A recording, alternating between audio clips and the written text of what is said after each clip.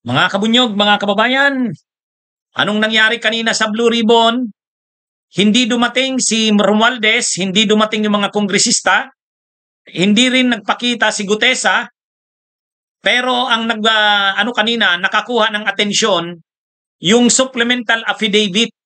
Ibig sabihin, gumawa pa ng dagdag na sinumpaang salaysay ang dating DPWH Undersecretary na si Roberto Bernardo. Ano ang bago? Nung pagdinig nung September 25, si dating DPWH Undersecretary Bernardo, mga binanggit niya noon si Chis Escudero, Joel Villanueva, Revilla, Dinay, Saldico. Yan yung mga binanggit noon ni Bernardo. Pero ngayon, may mga bago siyang pinangalanan. Una, di ba dati sinasabi na natin, parang pinoprotektahan ni Bernardo si Jinggoy Estrada. Naging kasi siyang head ng City Engineering Office ng Manila nung mayor si Erap. At saka, na-appoint siya bilang DPWH Undersecretary sa tulong ni Erap. Kaya malaki yung tinatanaw niyang utang na loob kay Estrada, sa mga Estrada. Kaya nung pagdinig nung September 25, hindi niya binabanggit si Jinggoy. Pero ngayon, binanggit niya na si Jinggoy. So dawit na si Jinggoy. Huwag niyong isipin, huwag niyong itanong bakit wala diyan sa picture si Saldico, si Joel Villanueva, si Chis Escudero. Nabanggit na kasi yan ni Bernardo noong nakaraan, yung September 25. Itong pinag-uusapan natin ngayon, mga bago na ito. Pinangalanan niya na ngayon si Jinggoy. Pangalawa, dinawit niya si Mark Villar, pati si Angara at si Grace Poe. Yan yung mga bago ngayon. Mga kabunyog, mga kababayan. So, ang mga bago ngayon na binanggit ni Bernardo, pinangalanan na si Jinggoy, kung dati hindi niya binabanggit, ngayon pinangalanan na. At dinitalye niya na rin kung anong mga proyekto ang galing kay Jinggoy at magkano ang nakuha ni Jinggoy. Ganun din si Mark Villar, ganun din si Grace Poe, si Angara. At pati yung mga kasamahan niya sa DPWH, si dating DPWH Secretary Bunuan, at saka yung kapartner niya, si dating DPWH Undersecretary Catalina Cabral, yung nakikita niyo sa picture sa likod. Binanggit na rin ngayon ni Bernardo na dawit din sa mga sindikatong ito ng flood control. Binitalye uli ni Yusek Bernardo, binanggit niya na naman uli, dinitalye niya pa ang salaysay niya tungkol kay Revilla. Dinitalye ni dating DPWH Yusek Bernardo na siya mismo ang nagdala ng box na pera. Mga 125 million, ganun kalaking pera ang dinadala niya doon sa tinatawag na White House. Ang ancestral house daw kasi ng mga Revilla sa Cavite ang tawag White House. Doon niya mismo dinadala. At kausap niya mismo si Bong Revilla, doon niya dinala. Doon na niya dinala. Ganon din yung pagdala niya ng pera kay Escudero, yung pagdala niya ng pera para kay Jinggoy. Pati yung si Grace Poe. Si Grace Poe may inuutusan na kontraktor, yung Mrs. Patron. Yun ang kumuha ng pera para kay Grace Poe. Kaya mga kabunyog, mga kababayan, so medyo maraming tinamaan na ngayon. Ito na yung sinasabi ito na yung sinasabi natin sa mga vlog natin. Mahirap itong sinusulong na ito na kampanya laban sa korupsyon kasi maraming nahahagip. Talagang lumalabas na. Kaya lang, ito kasi, ang whistleblower pa lang dito ay si Bernardo. Dapat yung iba pang may mga kinalaman sa ibang mga yung mga kongresista. Pinaliwanag naman ni Yusek Bernardo doon, bakit wala silang alam sa mga kongresista? Kasi ang sabi niya, ang mga projects ng kongresista, hindi sa kanila yon. Ang projects ng mga kongresista, direct ang kausap yung mga district engineers. Kaya mga kabunyog, mga kababayan, ako naman, lagi ko namang sinasabi, di ba? Ang magiging pinakamatibay lang na testigo laban kay Martin ay si Saldico. Kapag nagsalita si Saldico laban kay Romualdez. Ay di ba yun yung sinasabi ko? Ayan na. Kung nagsalita na si Saldico at talagang ilalaglag niya na si Martin Romualdez, ay na to. kailangan na ni Martin Romualdez na ano diyan, ayusin ang sarili niya diyan. At sigurado si PBBM naman nagsabi siya, kung may pananagutan ang pinsan niya, kailangang sagutin niya 'yan. Oh, ganyan. Ito yung sinasabi natin, ang lahat ay dapat managot, 'di ba? Yan ang bintahin ni Attorney Insurrecto. Si Attorney Insurrecto ay walang amo, 'di ba? Kung anong nangyayari at kung ano yung mga testigo at ebidensya, yun din ang ano natin. Kaya yung mga nag-aakusa sa akin diyan na bayad ako ni Saldico, diyan kayo nagkakamali. 'Di ba? Lagi kong sinasabi, ang pinakamatibay ninyong ebidensya or testigo laban kay Romualdez ay si Saldico. Kaya nga si Saldico, hindi pinapauwi yan sa Pilipinas kasi maraming nalalaman yan. O, ngayon, nagsalita na si Saldico. O, ang tanong, kaya niya bang panindigan yan? Baka naman pagdating na naman ang panahon, bumaliktad din yan. Ang sinasabi ko lang, yung mga nagko-comment dito sa akin, lilaglag na daw ang boss ko. Paano kung naging boss si Martin Romualdez? Di ba? Oh, wala. Ano yan? Wala naman sa aking problema yan eh. Kasi ang sabi ko, ang kailangan, kung gusto talaga nilang mapin down si Romualdez, mas hindi pa nga si Gutesa eh. Si Saldico. Kasi si Saldico ang maraming nalalaman. Di ba lagi ko, kayo na mga viewers ko, anong sabi ko? Si Saldico, kapag nagsalita yan, at linaglag si Martin Romualdez, yun ang mahirap na sitwasyon. O ngayon, sa totoo lang, itong darating nating mga araw, medyo mabigat ito sa ating bansa.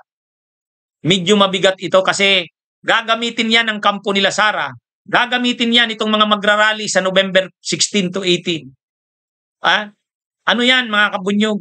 Gagatungan nila ang sitwasyon. Sigurado yan. Kaya medyo medyo malungkot ito.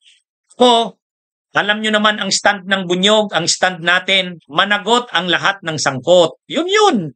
Ay di ba kaya nga sabi ko, gusto nyo kasing idiin si Romualdez, maghanap kayo ng testigo, kumbinsihin nyo si Saldico.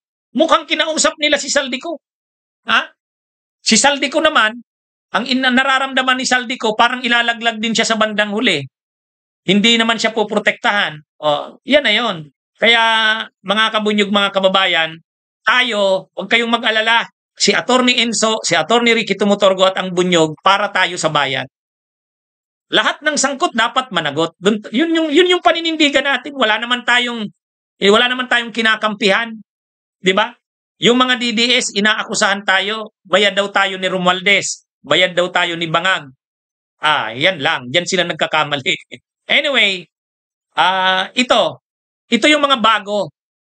Nakikita nyo dyan si Jinggoy, bakit biglang nandyan si Jinggoy at wala sila Villanueva at saka Chis Escudero? Hindi. Ito kasing pinakita ko dyan, yung mga binanggit lang yan ngayon. Si dating DPWH Undersecretary Bernardo kasi, nag-appear na noong September 25.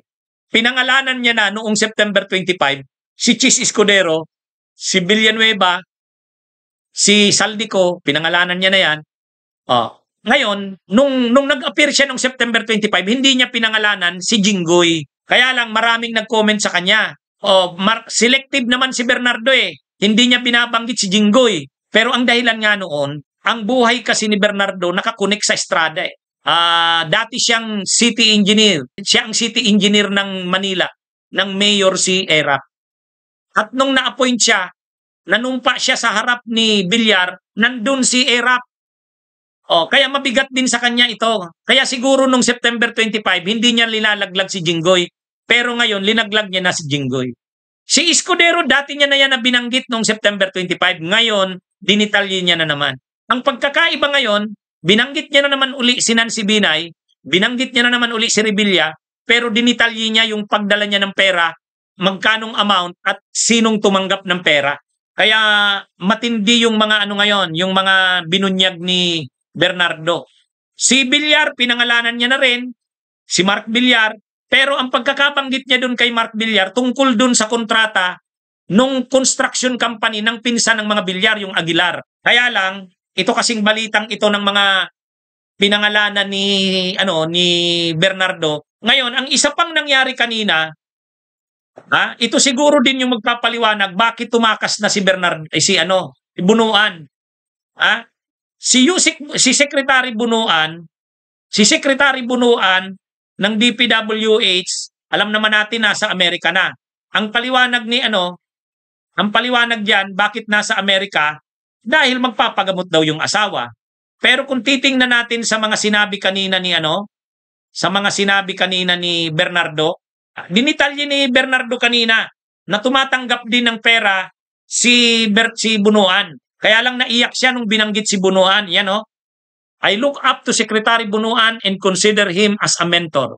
Bernardo, emotional nang banggitin ang pagkakadawit ni Bunuan sa kickback scheme. So ibig sabihin, si Bunuan ay hindi simpleng sekretary lang na hindi involved sa mga sindikato. Ano talaga siya? Nanginabang siya. Kaya siguro alam na ni Bunuan na babanggitin na siya ni Bernardo sa pagdinig ngayong November 14. Kaya wala na, nasa US na si Bunuan. Pero ang sabi, nagpapagamot kasi ang asawa. Kaya ano na po ito, mga bagong development ito. Medyo naging emotional siguro siyempre umabot sila sa punto na hindi na kumbaga secretary niya yan Sabi niya nga mentor niya yan. Ang isa pa na binanggit ni ni Bernardo ay ito ngang si Cabral, yang nasa likod na babae. Yung blonde. Yang si Yusek yan. Yusek ng DPWH, Catalina Cabral. Dinitalye rin ni Bernardo yung papel niya ni Cabral. Talaga daw matindi ang papel niya ni Cabral sa DPWH. Siya yung talaga ng mga projects. Yung mga projects na linalagay sa NEP, yung sa National Expenditure Program, itong si Cabral. Kaya ito mga kabunyog, mga kababayan. Kanina, dinitalye ni Bernardo yung mga perang dinadala niya. Milyon-milyon, 100 million na mga pera, box na pera. Personal niyang dinala kay Revilla. Si Revilla mismo ang tumanggap ng pera. Kay Jinggoy, siya rin ang nagdala. Yung kay Grace po naman, yung Mrs. Patron, isang kontraktor. Yun ang parang nagakuha ng pera. Itong si Villar, nabanggit na, si Jinggoy, 50% ang kinukuha nila Villar. Si Grace po, 20% yata. Kaya grabe mga kabunyog, mga kababayan. Grabe na ang nangyari talagang nakawan sa natin. Alam nyo, habang binabasa ni Yusek Bernardo yung perang dinadala niya sa mga politiko, si Nancy Binay daw, nung una, 12% lang yung gusto, ay yung usapan. Pero nung bandang uli, nag-insist daw, 15% na. Bawat sinasabi ni Bernardo, may documentary evidence siya. Na grabe nga ang umabot yata sa Annex N yun. Ibig sabihin, grabing naka-attach na mga annexes doon. Yung pag sinabi niyang, may project si Revilla, halagang 1.5 billion, naka-attach dito, Annex A. O ganon, detalyado yun. Ang pinag-uusapan natin dito ay pera ng bayan. Si Chis Escudero, dinitalye uli ni Bernardo. Wala namang binago si Bernardo sa dati niyang statement, dinagdagan niya lang. Yung mga dati niyang dinawit sa una niyang statement noon, si Revilla, si Nancy Binay, si Chis Escudero, ano pa rin yun? Mas dinitalye lang ngayon. Okay, sige mga kabunyog. Bunyog, halikan na kasama ka. Bunyog, kapag buklod ay may pag-asa. Luzon, Visayas, Mindanao, isa ang pananaw. Sa bagong Pilipinas ang bunyog isisigaw. Bunyog.